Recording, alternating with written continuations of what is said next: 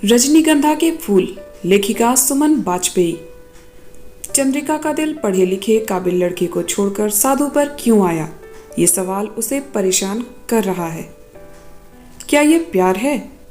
दोस्तों, वीडियो में आगे बढ़े इससे पहले आप सबसे रिक्वेस्ट करती हूँ, अगर आप चैनल पर नए हैं तो प्लीज ढेर सारी कहानियों को सुनने के लिए चैनल को सब्सक्राइब जरूर कर लीजिएगा। चलिए बढ़ते हैं वीडियो में आगे और सुनते हैं आज की मजेदार कहानी। जिस हीरे की अंगूठी को मैंने बहुत प्यार से मखमल की डिब्बी से निकालकर हमारी खुशी में शामिल होने आए लोगों के सामने उसकी उंगलियों में पहनाया था, वह मुझे मुड़े हुए पीले पड़ चुके लिफाफे के अंदर रखी वापस मिलेगी, कभी कल्पना तक नहीं की थी। वह सिर्फ अंगूठी नहीं थी, उसमें मेरा विश्वास भी जड़ा था। हीरे के साथ ऐसा कुछ हो सकता है, यकीन करना भी मुश्किल है। जब हम किसी की चाहत से बन जाते हैं तो सिर्फ स्वीकृति की ही चाह रखते हैं। अपने मन की डोर जब अचानक एक अजनबी के साथ जुड़ती है और जादू जिंदगी में बिखर जाता है तो अजनबी अचानक अपना लगने लगता है। प्यार तो वह पारसमणि होता है जिसके जिंदगी को छू भर लेने से हर चीज जगमग करती लगने लगती है। तुम मुझे उस पल वह पारसमणि ही लगी थी।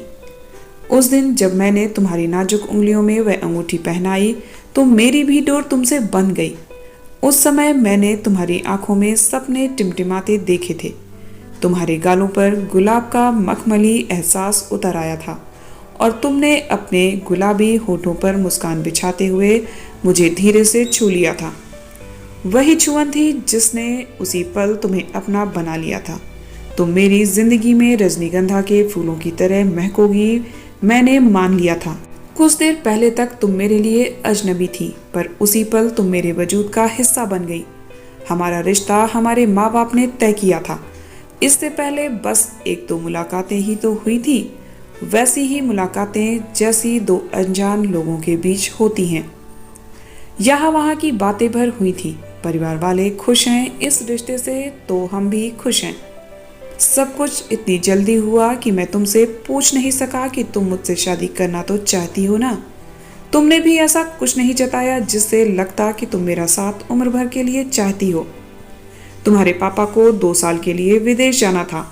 पोस्टिंग हो गई थी सैन फ्रांसिस्को में उनकी। जाने से पहले वो तुम्हारी शादी करना चाहते हैं ताकि अपनी जिम्मेदारी से मुक्त हो सके, ऐसा उन्होंने मेरे पापा को बताया था। दोनों एक दूसरे के लिए उपयुक्त रहेंगे। घर में होने वाली बातें जब कानों में पड़ती तो मैं ख्वाबों के हिंडोल पर बैठ झूलने लगता। चांदनी रात में रजनीगंधा की महक मुझसे लिपट जाती। तुमसे पूछे बिना ही मैंने सपनों की लंबी फेहरिस्त बना डाली। सोचा तक नहीं कि मैं अकेले सपने देखने की हिमाकत कैसे कर सकता हूँ। अगर तुम उन सपनों में शामिल हो तो तुम्हारा भी तो अधिकार है कि अपने सपनों को उस फेहरिस्त में जोड़ो।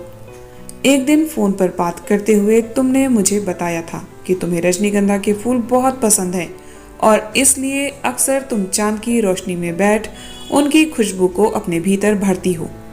अगले ही दिन मैंने तुम्हें रजनीगंधा के फूल भेजे थे। तुमने भी तुरंत फोन कर मुझे थैंक्स कहा था। मैं चाहता था कि तुम मुझसे ढेर सारी बातें करो, इसलिए तुम्हारी चुप्पी मुझे खलती थी, लेकिन तुम कम बोलती हो। तुम्हारी मम्मी ने यह बात मुझे बता दी थी। काश मैं तुम्हारी चुप्पी की भाषा को समझ पाता।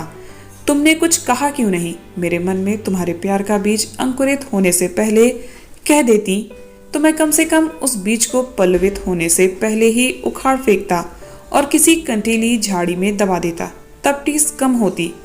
शादी के 5 दिन पहले मुझे तुम्हारा वह मुड़ा हुआ पीला पड़ चुका लिफाफा मिला। तुम्हारे यहाँ काम करने वाला लड़का सुबह सुबह ही आकर मेरे हाथ में थमा गया। साथ में था रजनीगंधा के फूलों का गुच्छा। प्रेम पत्र तो नहीं होगा, इतना तो मैं जानता था। प्रेम पत्र कौन ऐसे मोड़कर गेंद सा बनाकर भेजता है? तो क्या मेरी सुरक्षा के लिए या मुझे किसी की नजर न लगे, यह सोचकर तुमने कोई भभूति भेजी है? तुमने बताया था कि तुम साधु और तपस्वियों को बहुत मानती हो, अक्सर आश्रम जाती हो और घंटों वहीं बैठी रहती हो। इसमें अजीब लगने वाली कोई बात नहीं थी, मुझे भी अजीब नहीं लगा। माँ ने जरूर यह सुनकर ऐतराज जताया था, कहीं किसी ढोंगी के चक्कर में न फंस जाए चंद्रिका। अमीर घरों की लड़कियों से पैसे ऐंठने वाली धूर्तों की तो जैसे फौज इकट्ठी हो गई है आजकल। वैसे भी इन दिनों सोशल मीडिया पर इस तरह के साधु और बाबाओं का खूब प्रचार किया जाता है। फैशन बनता जा रहा है उनके पास जाना। हर कोई तो ढोंगी नहीं होता, वह पढ़ी लिखी है। ढोंगी और सच्चे गुरु के बीच अंतर कर सकती है। मैंने विश्वास से कहा था। हाँ, प्यार के साथ साथ तुम पर विश्वास भी करने लगा था मैं। जीवन संगनी बनने वाली थी तुम मेरी, कैसे तुम पर यकीन ना करता। तुम्हें डिफेंड करना कर्तव्य था मेरा। मैं लिफाफा लेकर चुपचाप कमरे में आ गया। उस वक्त किसी ने देखा नहीं था कि तुम्हारे घर से कोई मुझे लिफाफा पकड़ा कर गया है, वरना सवाल तो शुरू होते ही माँ तुरंत तुम्हें फोन भी कर लेती। मेरा दिल धड़क रहा था। हाथ में पकड़ा हुआ वह गेंद सा बना लिफाफा मुझे चुभ रहा था।